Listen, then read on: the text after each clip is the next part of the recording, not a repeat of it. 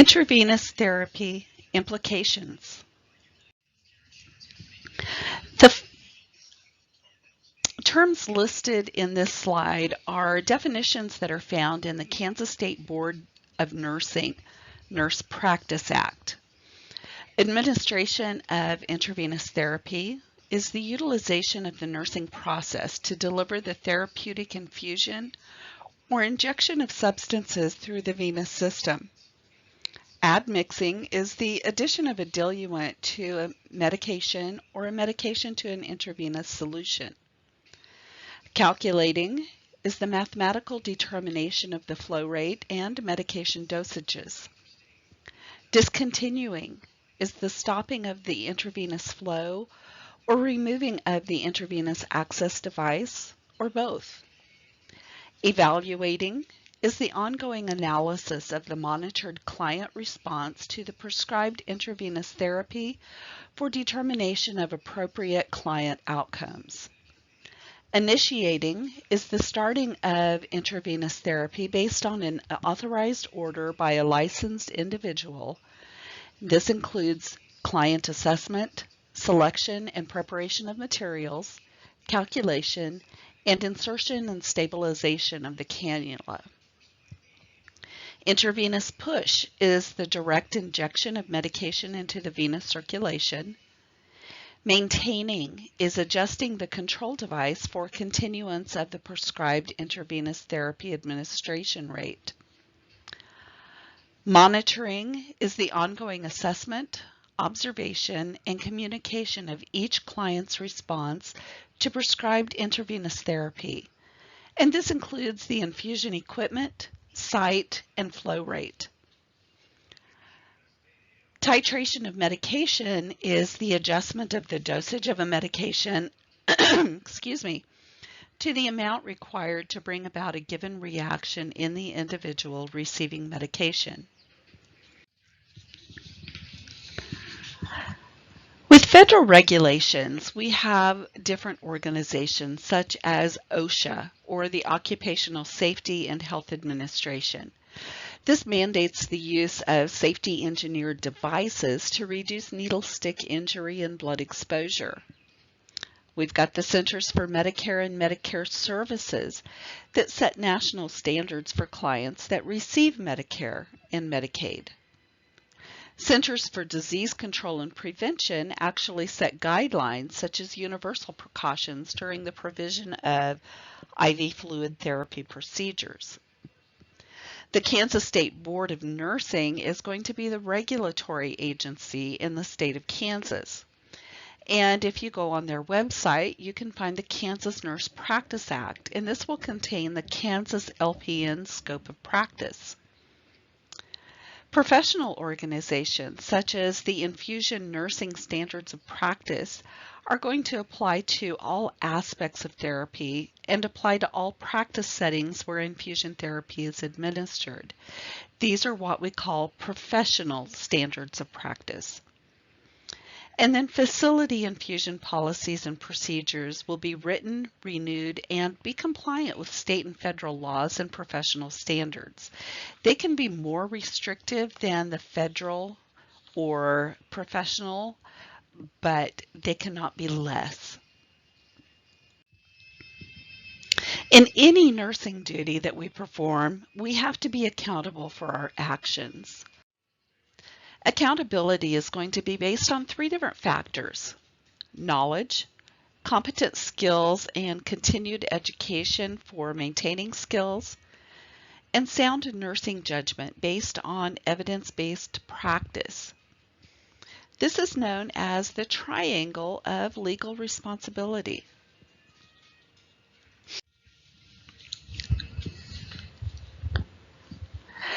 It's each nurse's responsibility to know his or her scope of practice. If it's been determined that a nurse is practicing outside their scope of practice, that nurse can be legally liable.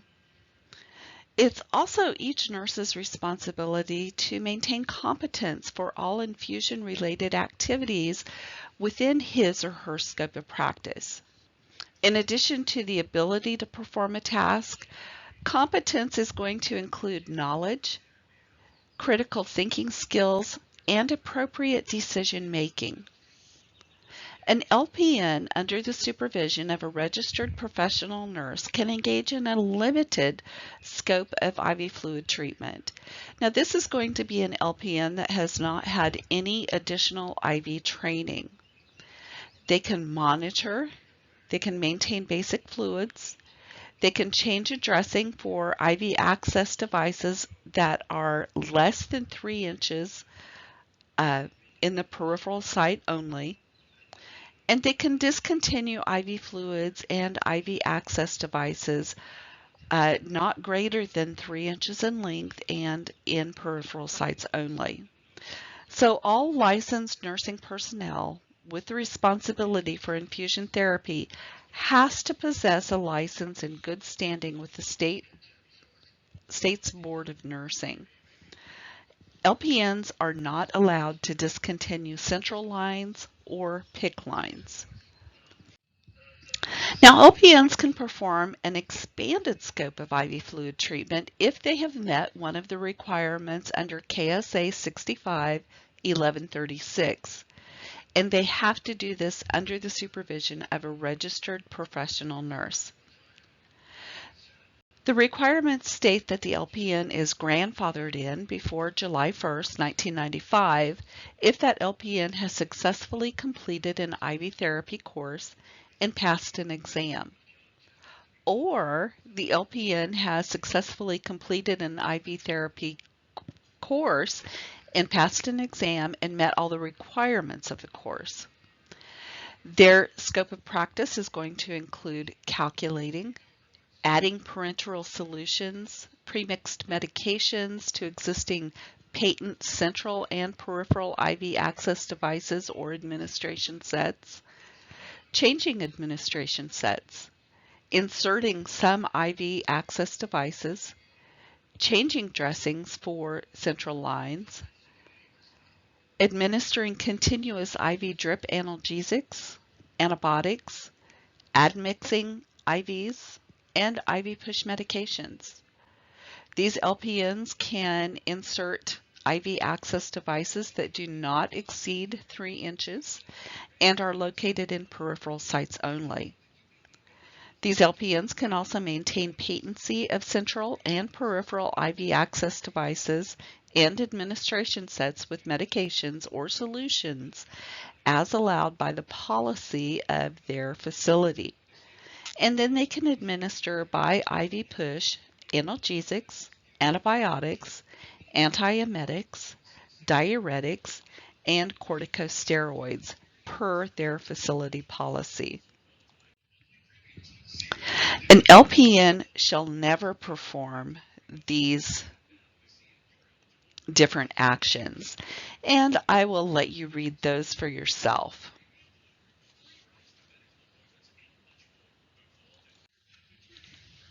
And there's several do's and do nots that are absolute when doing IV therapy. We never use coercion, and we always obtain the allergy history. We never use defective equipment, and we never fail to monitor our infusions and our sites. We never practice without training or outside our scope of practice. We always clarify our orders. We never fail to use aseptic technique. We never fail to respond to a client's complaint of an IV, and we never fail to document appropriately. When looking at your orders for your IVs, it has to contain the fluid type, the volume, and the specific infusion rate, how often it's going to be given, specific medications, and any special considerations. Infusion therapy is going to be initiated, changed, or discontinued upon the order of a licensed independent practitioner. The nurse has to verify that the order is clear, concise, legible, and complete. We need to avoid abbreviations when possible and only use facility-approved abbreviations. And make certain that you're always doing the read back process, which means you're going to repeat the order to the prescriber to verify accuracy. And once again, make certain that the order contains all of the appropriate components. We need to assess the client's previous infusion experience and/or their knowledge, and that's going to help us determine what education that particular client will need.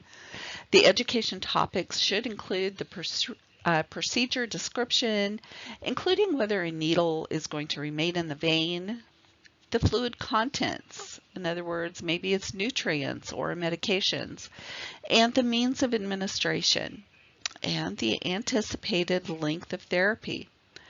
The nurse will document the teaching content provided and to whom it was provided to, and that person's understanding.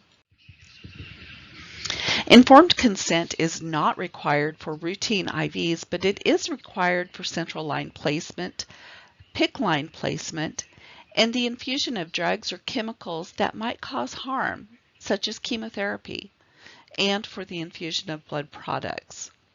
Informed consent needs to be obtained by the healthcare provider that's going to perform the procedure, and that would include full details of the procedure, the risks and benefits, alternatives, complications associated with the treatment, and in a language the client or authorized representative will understand. The nurse then documents the teaching content provided and who it was given to and their understanding.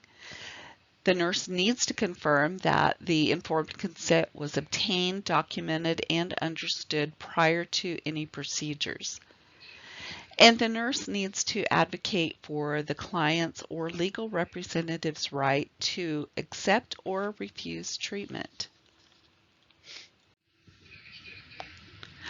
Documentation is a written or printed recording of the original, official, or legal information, and it becomes part of the client's medical record regarding the client's infusion therapy and their vascular access.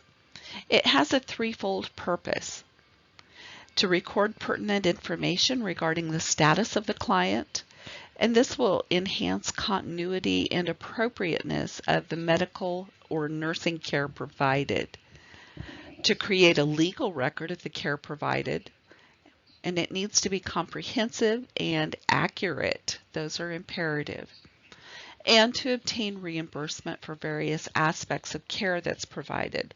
So it has to be accurate, factual, legible, and timely. When a nurse has to complete documentation, it needs to be done once again in a timely manner, and it should never be done before the completion of a task. Documentation should include, but not be limited to, with initiation, client education and understanding, infection prevention and safety precautions, date and time of the insertion, the infusion device type, length, and gauge, the number of venipuncture attempts to establish that IV, the name of the person inserting the device, the specific location of the insertion, the local anesthetic if used, any location guidance device if it's used, such as a vein light, any joint stabilization or site protection devices, the condition of the site, the fluids, the IV type and flow rate, the type and amount of a flushing solution for an intermittent infusion device, medications and primary fluid or intermittently, and that it will include the type, the volume, and the rate of administration, electronic devices or flow control devices, and the client's response to therapy. So with maintenance, we look at the site condition, and that would include the use of the phlebitis scale, and that is located in your complications of IV therapy, in the resources, and in your blackboard. We need to include any site care that was provided, and that would include dressing changes, administration set changes, and solution changes. And then on removal, we would document the date and time of removal, the reason for the removal, the assessment of the site, complications with the client response and any interventions that we might have done, the condition of the catheter upon removal, any follow-up interventions, and the amount of fluid that may have been infused prior to discontinuing. Documentation forms that we may document on would include our nurse's notes, our IV flow sheets, progress notes, medication administration record, a blood transfusion administration record, and our I&O records.